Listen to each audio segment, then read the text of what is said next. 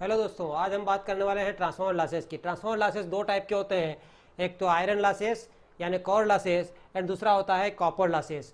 Core losses means वो losses जो transformer की कोर में अकड़ होते हैं एंड कॉपर लॉसेस मीन्स वो लॉसेस जो ट्रांसफॉर्मर की वाइंडिंग में अकड़ होते हैं। दैट मीन्स ट्रांसफॉर्मर की वाइंडिंग जो है वो आपकी कॉपर की बनी होती है, इसलिए इसमें कौन से कॉपर लॉसेज अकड़ होते हैं।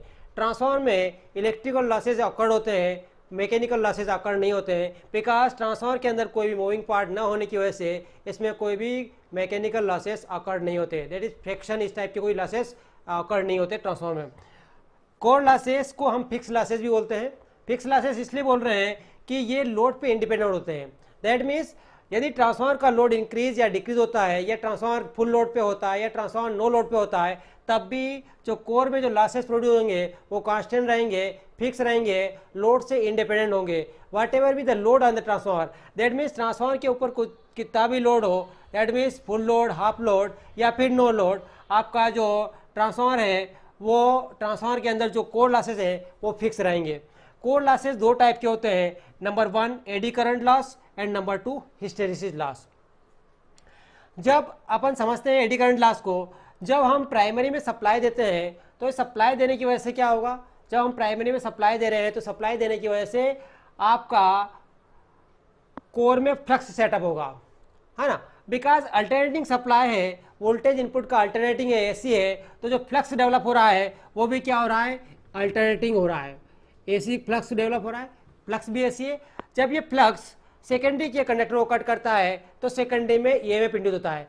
बिकॉज आपका जो कोर है वो भी कंडक्टिंग मटेरियल की बनी हुई होती है, और कोर कंडक्टिंग मटेरियल की बनी हुई होने की वजह से कोर में भी क्या होगा, इंड्यूस ईएमएफ होगा, एक ईएमएफ इंड्यूस होगा। और उस इंड्यूस ईएमएफ की वजह से क्या होगा, कोर इटसेल्फ में करंट फ्लो होगा, और उसी करंट को हम बोलते हैं एडी करंट, है ना। जो कोर में फ्लो होने वाले करंट को हम बोलते हैं एडी करंट, और उसी को बोलते हैं एडी करंट लॉसेस। बिकॉज जब कोर में एडी करंट फ्लो होता है तो कोर ट्रांसफार्मर की हिटअप होगी, और ये होता है एडी करंट लॉसेस कहलाता है, राइट।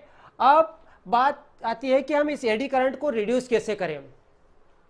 तब क्या करते हैं, हम इसको कोर को पतली पतली स्ट्रिप्स में कन्वर्ट करके, ये जो स्ट्रिप्स है ये जो 5.5 mm की स्ट्रिप्स में कन्वर्ट करके, और इनको लेमिनेट करके, इंसुलेटिंग मटेरियल से लेमिनेट करके इनको वापस से एक मोटी कोर बनाई जाती है।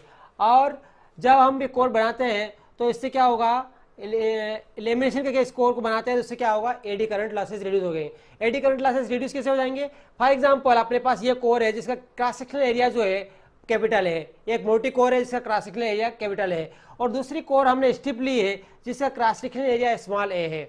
यदि हम इस वाली कोर को यूज करते हैं, स्ट्रिप की 0.5 mm का कोर यूज करके इसके ऊपर लेमिनेट करके इसको यूज करेंगे, तो जो क्रॉस सेक्शन एरिया कम है तो क्या होगा, जब ए कम होगा तो रेजिस्टेंस क्या हो जाएगा, इंक्रीज हो जाएगा, और रेजिस्टेंस के इंक्रीज होने की वजह से क्या होगा, करंट क्या हो जाएगा, करंट रिड्यूस हो जाएगा। दैट मीन्स इस कोर के अंदर जो फ्लो होने वाला करंट है एडी करंट, वो क्या हो जाएगा, रिड्यूस हो जाएगा। इस प्रकार एडी करंट्स को, ट्रांसफार्मर की कोर को लेमिनेट करके हम एडी करंट लॉसेस को रिड्यूस कर सकते हैं। दूसरा हिस्टेरिसिस लॉसेस, जब हम सप्लाई इनपुट में दे रहे हैं, कोर में फ्लक्स सेटअप हो रहा है, और फ्लक्स सेटअप होने की वजह से क्या होता है, फ्लक्स अल्टरनेटिंग है, तो पॉजिटिव हाफ साइकिल में फ्लक्स क्या होगा, कोर क्या होगा, मैग्नेटाइज होगी, और नेगेटिव हाफ साइकिल में कोर, ट्रांसफार्मर की कोर डीमैग्नेटाइज होगी। बार बार कोर के मैग्नेटाइज और डीमैग्नेटाइज होने की वजह से कोर हिटअप होती है, और इसको बोलते हैं हिस्टेरिसिस लॉसेस। इसको कम करने के लिए, हिस्टेरिसिस लॉस को रिड्यूस करने के लिए हम high grade silicone steel material का यूज करते हैं, सो दैट उसमें आपका हिस्टेरिसिस लॉस कम होता है। नेक्स्ट आता है कॉपर लॉसेस। कॉपर लॉसेस या फिर हम इसको बोलते हैं वेरिएबल लॉसेस, बिकॉज ये जो लॉसेस है कॉपर लॉस, ये एक वाइंडिंग में आकर होते हैं। कॉपर वाइंडिंग जो है कॉपर की बनी होती है, और इस वाइंडिंग का रेजिस्टेंस होता है, जब इससे करंट फ्लो होता है तो उससे क्या होगा, करंट की वजह से आई स्क्वायर आर लॉसेस प्रोड्यूस होंगे। दैट मीन्स करंट फ्लो होने की वजह से ये कॉपर का कंडक्टर है वो हिटअप होगा, और इसको बोलते हैं कॉपर लॉसेस। ये जो लॉसेस होते हैं ये वेरिएबल लॉसेस होते हैं। दैट मीन्स जैसे जैसे ट्रांसफार्मर पे लोड इंक्रीज होगा तो लॉसेस इंक्रीज होंगे, बढ़ेंगे। यदि ट्रांसफार्मर का लोड कम होगा तो लॉसेस कम हो जाएंगे, और यदि ट्रांसफार्मर पे नो लोड होगा तो लॉसेस, कॉपर लॉसेस ऑकर्ड नहीं होंगे, ऑकर्ड नहीं होंगे, बिकॉज क्योंकि करंट फ्लो ही नहीं होगा वाइंडिंग में, तो कॉपर लॉसेस ऑकर्ड ही नहीं होंगे। जो कि क्या कहते हैं अपन कि आपका जो कॉपर लॉस है वो वेरिएबल लॉस है या फिर आई स्क्वायर आर लॉस है। जैसे जैसे आपका ट्रांसफार्मर पे लोड इंक्रीज होगा तो कॉपर लॉसेस इंक्रीज होते जाएंगे, राइट। इस प्रकार से अपन ने आज देखा कॉपर लॉसेस। यदि वीडियो आपको अच्छा लगा हो तो प्लीज़ सब्सक्राइब करें एंड लाइक करें। Thank you.